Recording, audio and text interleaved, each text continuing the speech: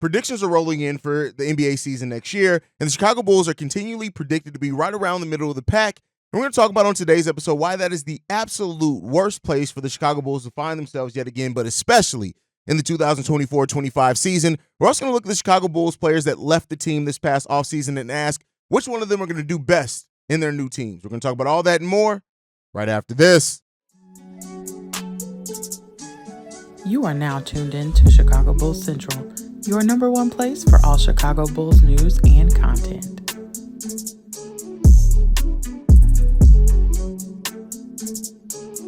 What's going on, Bulls fans? Welcome to another episode of Chicago Bulls Central, your number one spot for everything Chicago Bulls related. I'm the host here, Haize, but more importantly, you guys can follow the channel at Bulls Central Pod on every social media platform we happen to be on.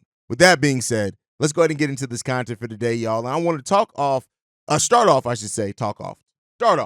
the ESPN and Bleacher Report still predicting the Chicago Bulls to have right around 30 wins next season. Now, that is a prediction around where I think the Bulls are going to be as well. I say between 30 and 34 wins is where my personal 30 and 34, 35-ish wins is where I have the Bulls predicted to go next season.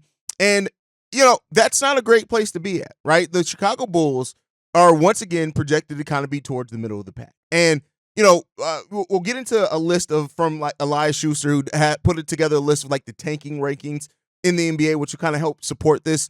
But the Bulls right now are in the worst place possible. And, let me be clear here, right? They could be a lot better than projections. They could be a lot worse than projections. But if they do hover around that 34, 35-ish win mark, that could end up being the worst place for the Bulls to be. A couple of different reasons. As most Bulls fans know, we have a top 10 protected pick to the San Antonio Spurs, meaning if the pick does not fall in the top 10, it goes to the Spurs, meaning if the Bulls do have a season where they are bad, and let's say they do get 30 wins, but that's the 11th best record overall in the NBA, we're not going to get that pick. Now, it is a lottery with the top 14 teams, right? The top 4 picks are lottery picks, so you can move up and down based on in that area. And so that presents a situation in which the Bulls could absolutely struggle next season and could end up not holding on to their pick. A perfect example of that is the Toronto Raptors last season that lost 15 games in a row, right? And they were hoping to keep their top 6 protected pick. When the lottery all came out, they ended up being number 8 and had to give their pick to the San Antonio Spurs may be the biggest picks merchant in the NBA other than the OKC Thunder, but they just keep getting lucky, right? So they didn't get that, right? And so, you look at teams like the Detroit Pistons that were one of the worst teams in the NBA last year. They didn't get the first overall pick. So I guess that both kind of boasts that it could work out for the Bulls. It could not work out for the Bulls. But that, again, is where the Bulls are running, being in the worst place. And keep in mind, when you're in that lottery, right, the teams in the lottery, you can get knocked down 3 or 4 spots depending on where other teams, if they leapfrog you in that lottery. So, the Bulls being a team that is competing, they better damn well hope that either they exceed expectations and these young players work together, they work out, maybe take even more leaps, and then maybe we are looking like a more close to 40-win team, right? That's what some Bulls fans are hoping. You better damn well hope that that's the case, because the Bulls being in the middle of the pack and considering we just have not been a lucky franchise for the long part, that all comes together to paint a scenario in which if the Bulls are just hovering around, it could be worse. Now, could be a chance that the Bulls get lucky in the lottery. Let's say that they do have the 11th best odds to win the lottery and they end up in that top 4, end up keeping that pick. All right, at that point, you've kind of exceeded expectations to a little bit. You've shown a team that, maybe probably just missed out on the play-in or something like that, and you're adding a top 4 talent to the team. That maybe that's the case in which you look at it. But overall, it's a dangerous situation that the Bulls find themselves in, and they find themselves in the offseason as well, where their pick is lottery protected to the Spurs, but there are going to be a lot of teams that are going to be tanking to try to get Cooper Flag, and that's where we get into this tanking tier that was put together by Elias Schuster. Great tier here, gives kind of a good one. So he has 3 tiers here: trade deadline tankers, outright tankers, and tankers who don't want to be tankers. So that's where the tiers at there. So let's start off with the tier Tankapalooza. These are the teams that are clearly tanking for try to get a top pick in the Cooper Flag sweepstakes. The only 2 teams he has listed here, that's the Brooklyn Nets and the Washington Wizards. And I don't disagree with any one of those teams. Matter of fact, over on NBA Central, we've been going division by division, looking at each division and kind of, ranking them out. And when we got to the Brooklyn Nets division and we had to talk about that team, this is going to be a team where Cam Thomas is going to get a lot of shots. That just is what it is. But this team is not winning a lot of games. Mikal Bridges is gone. They added Bojan Bogdanovic, Zaire Williams, and right now they're projected to win 19 and a half basketball games next year. And so this is a team that clearly is outrightly tanking, and they're just going to be an ugly, ugly team. Then you look at the Washington Wizards that won 15 games last season. They're projected to win 22 and a half games, which is probably high in that case. They did add Alexander Sarr, Carlton Carrington, which are solid draft picks, I think, for them. They also added Malcolm Brogdon and Sadiq Bey, who I think are going to be trade baits at some point for those teams. But those are the teams that are outrightly tanking next season, and it's going to be hard to pass up those teams as far as in the tanking meter. The next tier is the teams that are tankers but don't want to be tankers. Again, according to Elias Schuster, Charlotte Hornets here, they're projected to win 29 and a half games. They won 21 games last year. This is a team that I actually think is going to be better than a lot of people are expecting. I think that this could be the team that was not in the playoffs last year that could be in the playoffs this year, but it comes down to, is LaMelo Ball healthy, which is a dangerous question to ask already. But the last time LaMelo Ball was healthy, there was an over 40-win team. They're better since then. They got Bridges still there. They got Brandon Miller there. So you look at that, and they added one of the rookies that I was excited for, in Tajon Saloon, who's really raw. I don't know how much he plays for them this upcoming year. But listen, like I said, 43 wins the last time LaMelo Ball was healthy, and I think on paper, this team is even better than that team if they can stay healthy. Also got Mark Williams, who wasn't healthy for the most part last year. So if this team can stay healthy, I don't think they're going to be tankers. But again, that's probably why they're in this tier of not wanting to be tankers. So it depends on where they are. Next up, the Detroit Pistons. I don't know if I agree with them being in this tier. I don't know if I see the Pistons as a team that don't necessarily want to be tankers. They did add Tim Hardaway Jr., Ron Holland, Bobby Clinton was a guy I was high on in the draft, Tobias Harris, and Paul Reed. Now, by having Tim Hardaway Jr. and Tobias Harris on the same team, it's always a good team to pick to be a tanking. They have a projected win total of 24 and a half. They won 14 games last season. They have new coaches, of course, with moving off from Monty Williams. But this is another team that, they changed the front office. They changed the coaching staff. And I guess we'll see what comes out of it, right? But I do think this is going to be a team that is going to try to win basketball games. Just don't know how successful they're going to be. Another team, the Portland Trail Blazers, in this tier as well. Don't know if I necessarily agree with them not wanting to be tankers. Like, I get it. They have some talent down there. They added Donovan Clingan. They're adding that to Scoot Henderson and the other players that they have down there. But ultimately, I still look, Shaedon Sharpe is the one I was missing. Shaedon Sharpe, I like that as like a 3 nice, solid young players to build around. But this is a young team that won 21 games last season, and I just don't know. Now, Scoot Henderson played much better towards the end of that season than at the beginning of it, so maybe you're looking at that. But ultimately, I do think this is going to be a team that does struggle to win basketball games. And then the next tier of is trade deadline tankers. Now, this is a tier of teams that could be looking to start tanking by what they do at the trade deadline. The first one he has listed here is the Atlanta Hawks, with a projected win total of 35.5 per ESPN. They won 36 games last season. DeJounte Murray's gone from that team. They added Zachary Richard, Larry Nance Jr., Dyson Daniels. And here's the thing. The Hawks have no reason to tank. No reason to tank. The Spurs actually own the Hawks pick next season. And again, this is why we say that the San Antonio Spurs are the biggest picks merchant in the NBA right now. But with that said, this is a team that now, in kind of breaking up some of that things that just did not work with that team last season with DeJounte Murray and Trae Young, that maybe they're hoping that they can be better and actually win some games and be closer to 40 wins, next season. And so, that plays a big part into that, and maybe they can be. But overall, I think when you look at this team, and again, this is another team that got lucky in the lottery last year when you look at how they were able to get Zachary Richard having 36 wins. So maybe that's a path for the Bulls, but the Atlanta Hawks are definitely a team that, could end up tanking.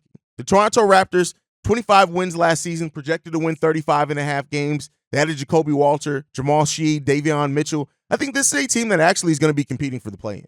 I think that you look at Scotty Barnes, RJ Barrett, Emmanuel Quickley. This is going to be a team. They still got Jakob Porto down there. They got Bruce Brown, who's a really good role player. This is going to be a team that's going to win some games next year. And I think they're going to be competing pretty hard throughout the majority of that season. Now, if for some reason they do underperform, and they make some moves at the trade deadline to move off of Jakob, to move off of some of the other players, then maybe, yeah, they could try to enter that Cooper Flag sweepstakes. But I do think this is a team that will be interesting to see, right? And then he also has the Utah Jazz here as the last team in this tier at a projected win total of 28.5. They added Cody Williams, Isaiah Collier, Kyle Filipowski. They actually had a pretty damn good draft. You got Larry Marketing still there. They could be looking to move Walker Kessler.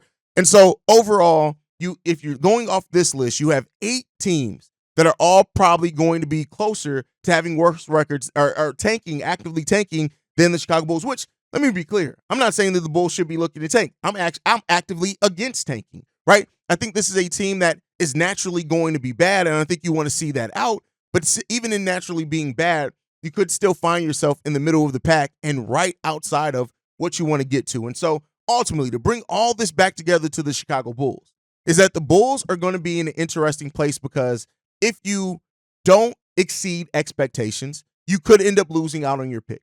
And then at that point, you're looking at a team that disappointed and still didn't have a pick, and that is a terrible place to be in for a front office that already has not maximized on assets. Now, the best case scenario in this is that, well, depending on how you look at it, some people are absolutely going to look at the best case scenario being this team being bad and keeping their lottery pick, and I understand that. Now, if this team comes together, the young players step up, they are closer to 40 wins. To me, at that point, you look at it and you say, all right, bet. Now we start knowing how and what we're going to do going forward. You then lose your pick to the San Antonio Spurs, but at that point, you will own all your first-round picks in the future outright and then maybe have a future in that case. So that's kind of what you're looking at there with the Chicago Bulls. But again, being in the middle of the pack, man, this is one of those seasons where if they are, it's going to be ugly. It's going to be very, very, very, very, very ugly for the Chicago Bulls to be in the middle of the pack. So we'll see what happens. And let me know what you guys think down below.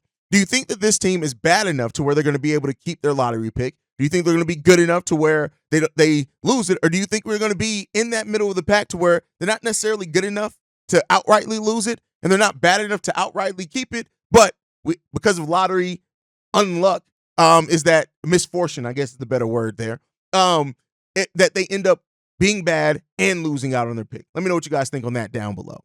Now, with that said, I want to talk about the Bulls that left the team. And this is something I don't do a whole lot of, but we're in the dead of the offseason. 2K is about to come out. That's where we are right now. And so I wanted to look at some of the Chicago Bulls players that left this offseason and who could have the best season next year.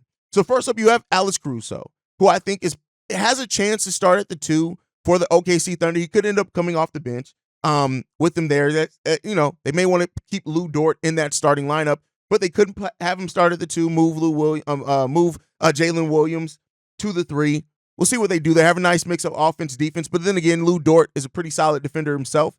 But with the deflections getting out in transition, Alex Caruso has a chance to start there. Now, I haven't been paying attention to any type of Thunder blogs. Maybe it's already been said and talked about. I don't know, right?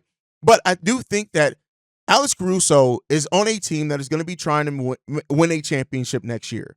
You're joining an MVP candidate in Shai Gilgeous-Alexander, and Alex Caruso is going to have an outline role that he just has to be himself. And if he can bring the upgraded shooting that he had for the Chicago Bulls team last season, oh man, Alex Caruso has the chance to win 6th Man of the Year if he does not start. And I would say this, he could even find himself, because now he's going to be on a team where his defensive abilities are going to be more noticed. He could end up getting a Defensive Player of the Year award. I think that Alex Caruso is going to have a great season with this OKC Thunder team, not only because he's motivated, but because he's actually competing for something. And just because that's just who Alex Caruso is. He gives tons of effort, and he's going to be a player that takes the pride in being on a team that is trying to contend for a championship. And the fact that all of his scoring, which is something that he talked about last season, wanting his scoring output to start matching his defense, but his scoring isn't necessarily going to be needed. So even if he does not bring the consistent shooting, everything that he brings in deflections, getting out in transition, pushing the pace, the highlight reel dunks, the defense, the versatility that he can bring defensively for that team, especially when you look at if you play lineups with him and Lou Dort out there together, man, it's going to be an exciting season for Alex Caruso with that OKC Thunder team. And listen, I'm rooting for AC, man. I'm going to watch a lot of Thunder games. I already was. Shai Gilgeous-Alexander is one of my favorite players in the NBA, so I watch a lot of his games, and so we'll see what turns out to that one. But Alex Caruso has a really big case to be in some contention for all NBA teams and some awards at the end of the season. Next up, Andre Drummond. Now, he went to the Philadelphia 76ers, a team that he played for before, and then when he played there was one of Joel Embiid's healthiest seasons. Drum knows exactly what he's there to do. He's there to play next to Embiid sometimes, but also to fill in to where they don't have to play Embiid a lot of minutes during the regular season, right, in every game. And in games that they have a clear victory or even are close, they're going to be able to sit Joel Embiid a little bit more. I don't know if Andre Drummond's going to have the chance at any type of postseason awards, but I think Drummond's going to have a very important role on a team that is hoping they're going to be able to make a deep run in the Eastern Conference next season. And there's a lot of reason to believe that they can. In the way that team is overhauled and looked at, and looking at that team in the passing and being the big man that just has to do what he does well. He's going to play next to Embiid sometimes. He's going to be backing up Embiid. I think Andre Drummond is going to have a really good season, but I think statistically it's going to be basically what we saw from Drummond here. He's going to get you a double-double. As long as you can get him 16 to 18 minutes, he's going to get you a double-double, and I think he has the chance to average a double-double, especially because he's going to be playing a little bit more with that Philadelphia 76ers team during the regular season, as I think they're going to just try to manage Embiid's minutes, and especially when they have wins outright, they're not necessarily going to be looking to play Embiid in fourth quarters if they don't have to. So that's going to get Joel Embiid probably going to play more minutes than what he played here under Billy Donovan, and he deserves that. And then you have DeMar DeRozan, who went to the Sacramento Kings, who is going to start more than likely in place of Harrison Barnes, who they lost here. And while I do think DeMar is going to have a good season statistically, it's definitely some lineup fits, some match fits, right, with that team. But it's not the first time that DeMar DeRozan has faced those allegations before. When he came here to the Chicago Bulls, people talked about the fit and if the fit was going to work out, right? And so there's definitely questions there. But when you look at it, De'Aaron Fox and DeMar DeRozan on the same team, two players that have both been very clutch in the last few NBA seasons, and DeMar over the course of his career. Listen, if you're in a close game against the Kings, you're going to have to watch out for both these guys. Now, the thing that DeMar DeRozan does really well is he, being an on-ball creator. And with Domantas Sabonis being the guy who I believe led the league in triple-doubles last year, and his passing's really utilized by that Kings team, of course his rebounding, those type of things, the question is DeMar going to have the ball in his hands enough? And if not, the little bit that he adapted to not having the ball in his hands at points last season where he facilitated a little bit more for Kobe and the other players that were starting in Io who were playing really well, is that going to pay off for this Kings team? You got Kevin Huerter down there as a shooter. You got Malik Monk down there as a shooter as well, which are really good role players for you there. Keegan Murray, a player that I really like. Keegan Murray, he's definitely a player that I wish could be on the Bulls, but you look at his 15 points that he averaged last season, that may get dug into a little bit. Now his three-point shooting went down from his rookie year to his second year. A 40% shooter his rookie year, down to 35.8% his sophomore year, taking actually about the same amount of shots from three-point range. So there's those questions. But if the Kings have enough three-point shooting to provide that spacing for DeMar, and you in the proper moments, he's going to have to pick his spots that DeMar DeRozan can get to work in that mid-range and be like he was for the Bulls. As far as when you need a bucket, you go to DeMar because he's either going to get you that bucket or he's going to get to the free throw line or maybe both. I think that he's going to have a lot of success as far as individually. Now, as far as the Kings team, how many games they're going to win and how far they can go in the playoffs, that really comes down to how much this team, how much they can play defense when they need to, and how much of their offensive potential ends up holding true to the team. So those are all things that you're looking at here. But this team has a tremendous upside offensively, a special upside offensively does DeMar DeRozan have with the Sacramento Kings team. And so we're going to get to see it, man. I think that DeMar is going to have, like I said, by the statistics, he's going to have a DeMar DeRozan season. He's going to go, he's going to get his numbers, he's going to do his thing. The bigger question is the success with the team. So when you look at the three players that we just talked about, Andre Drummond, Alex Caruso, DeMar DeRozan, which one of these players has the best season or does the best for their new team? And this isn't a slight to any of the other ones, but I'm going to say Alex Caruso because I think with what Alex Caruso is special at, and he is a specialist, what he's special at, it's going to be maximized on that OKC Thunder team. That's not to say that I think the other two are going to have bad seasons because I don't. I think all three of these guys went to scenarios that they're going to be able to be themselves, and they're going to be able to win and compete for basketball in basketball games, and they're not going to be floating around the mid like they were with the Chicago Bulls. But I think Alex Caruso is on the clear championship contender, in my opinion, and he's with an MVP candidate in Shai Gilgeous-Alexander. And I think all those things and how Alex Caruso is able to feed off and be that role player, I think Alex Caruso is going to have the best season of any former Bull. But you guys can let me know what you guys think on that down below. But that's my time for today, guys. Make sure you guys are following the show at Bull Central Pod. You can send us any feedback, questions, comments, concerns, bullcentralpod@gmail.com. Lastly, if you want to leave a text message and our voicemail for the mailbag, the number to do so, 773-270-2799. We're the number one spot for everything Chicago Bulls related, but that is thanks to you guys. And like I like to end every episode on, go Bulls. Love you guys. See red if you can, y'all. Peace. This has been a presentation of the Break Media.